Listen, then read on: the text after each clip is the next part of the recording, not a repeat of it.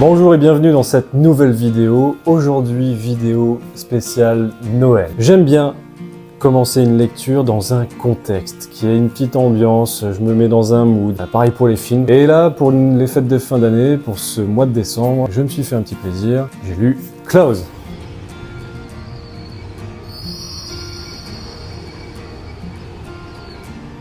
La série Klaus, Grant Morrison au scénario que l'on connaît surtout sur Batman par Grant Morrison. Et nous avons au dessin Dan Mora, qui déjà à l'époque, parce que cette histoire remonte à un peu moins de 10 ans, mais déjà à l'époque il avait un trait mais magnifique. Grant Morrison et Dan Mora nous racontent ici la véritable histoire du Père Noël, ses origines, mais d'une manière plutôt épique. C'est du fantastique, médiéval, mais pas que, parce que nous avons une série principale en plusieurs épisodes, et dans cette magnifique édition, nous avons aussi les récits complets qui ont suivi, et là on voit un Santa Claus voyager un peu dans le temps, dans les années 80, ou un peu plus récemment. J'ai adoré ma lecture, qu'est-ce que c'est bon quoi. Allez, je vais vous convaincre d'entrée de jeu avec une planche, voilà. Alors là, moi déjà, sur cette planche, j'avais Paint in Black des Rolling Stones dans ma tête. Qu'est-ce que c'est beau! Oui!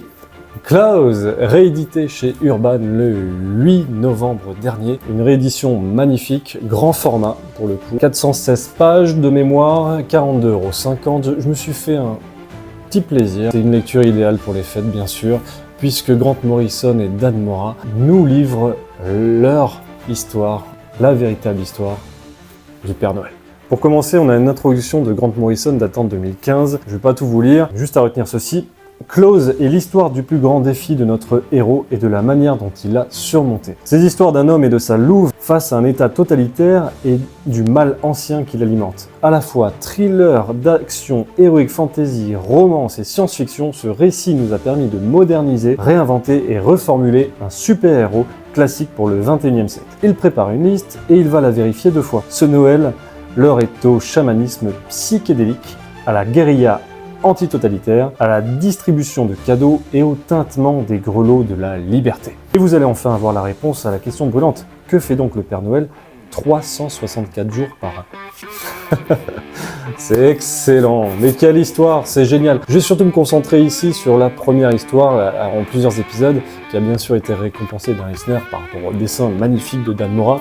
On découvre Klaus qui débarque dans un village qui nous est méconnu mais familier pour lui. Ça commence comme un western et j'ai adoré cette ambiance western qui est totalement assumée. C'est bien sûr le mec qui arrive, tu sens qu'il faut pas l'embêter et qu'il se passe des choses vraiment pas cool dans ce village. Les enfants ont interdiction de jouer, les parents vont charbonner à la mine. Klaus qui a débarqué dans ce village a tout simplement du mal avec l'ambiance qui y règne et décide de remédier à ça un peu comme Batman la nuit, en parcourant les toits et en distribuant des cadeaux aux enfants. C'est tout le principe même du Père Noël, mais la version badass. Le mec il rigole pas. Fini les rennes, il est accompagné d'une louve très attachante et indispensable à la survie de notre cher Klaus. Au fil des épisodes, on va découvrir ses origines. De sa naissance à son enfance, en passant par sa vie solitaire, quelles sont les raisons qui le motive à distribuer des cadeaux aux enfants et surtout cette soif de justice. Il y a un côté très surnaturel et très fantastique, ne serait-ce que dans l'acquisition de ses pouvoirs. L'antagoniste principal est un super vilain. À l'inverse de Klaus, il est beaucoup plus fin, plus vicieux, il n'arrive même pas à soulever une épée. C'est quelqu'un de très malin, jaloux et qui a soif de pouvoir. Un classique en somme, mais là, à la fin de cette histoire, je dois avouer que j'ai même eu de l'empathie pour lui.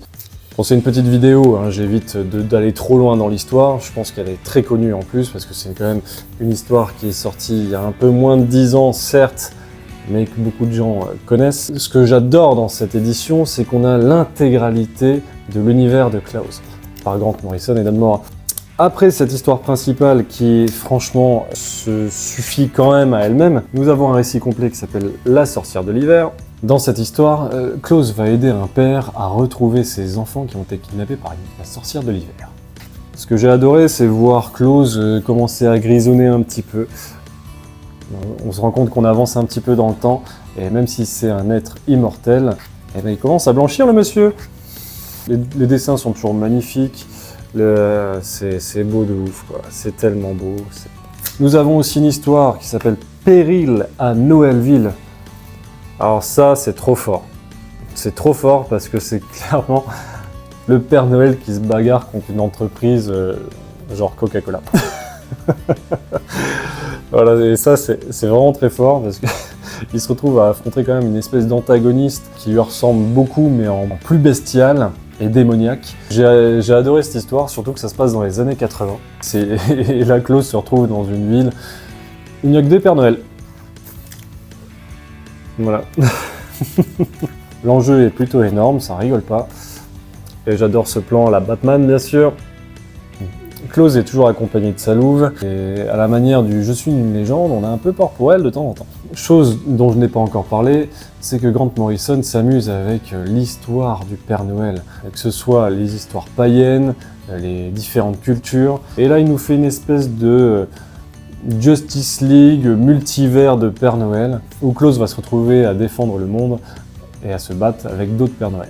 Nous avons aussi une troisième histoire, pour dire à quel point c'est complet, les larmes du bonhomme de neige. On se retrouve avec un bonhomme de neige qui perd un peu la mémoire et il ne sait pas ce qu'il fait là. Et puis on avance dans l'histoire avec un enjeu bien sûr épique de nouveau, une fin qui m'a fait fondre. Hop, ça grisonne un petit peu. Une petite planche un peu épique là au passage. On a bien affaire au Père Noël, à chaque fois qu'il se lance, on a droit à un ho ho ho avec ses chiens de traîneau, enfin ses loups de traîneau. À la fin du bouquin, on va retrouver quelques illustrations, une espèce de calendrier de l'Avent. Joe Christmas, une vie d'avant en arrière. Je dois dire que je me suis pas trop penché sur le sujet, mais apparemment c'est un hommage de ce monsieur Christmas de 2001 jusqu'à sa naissance. On a quelques pages de calendrier de l'Avent avec Santa Claus. Très sympa, plein d'illustrations, de couvertures très très très jolies. Une préférence pour celle-ci, du 25 décembre. Et on termine avec le premier épisode en noir et blanc, ancré et commenté par Dan Mora et Grant Morrison. Voilà, ça c'est un super bonus. On a Dan Mora qui dit « J'ai toujours aimé les histoires qui racontent l'origine d'un personnage populaire et qui vous permettent d'apprécier le récit d'une manière différente et mystérieuse. » Il y a plein de petites notes comme ça par rapport au choix de Dan Mora et de Grant Morrison. Et on peut voir un peu le talent ici de Dan Mora, c'est magnifique. C'est une édition vraiment complète. Avoir droit à cet épisode en plus en bonus, en noir et blanc, mais c'est magnifique. C'est un mot que j'ai sûrement employé plusieurs fois aujourd'hui. Et c'est pas encore fini, parce qu'à la toute fin, bien sûr, nous avons une galerie de couvertures. Aïe, aïe, aïe, aïe, aïe, aïe, mais quelle édition, quel travail. Ils ont mis la totale. Voilà, nous avons même des croquis et recherches de Dan Mora. Des petites photos de son atelier. L'atelier de Dan Mora. Hop là. L'atelier de Dan Mora, quoi. C'est formidable. Formidable. Santa Claus aujourd'hui, tout le monde connaît son nom, mais rares sont ceux qui savent qui il est vraiment, ou comment tout a débuté.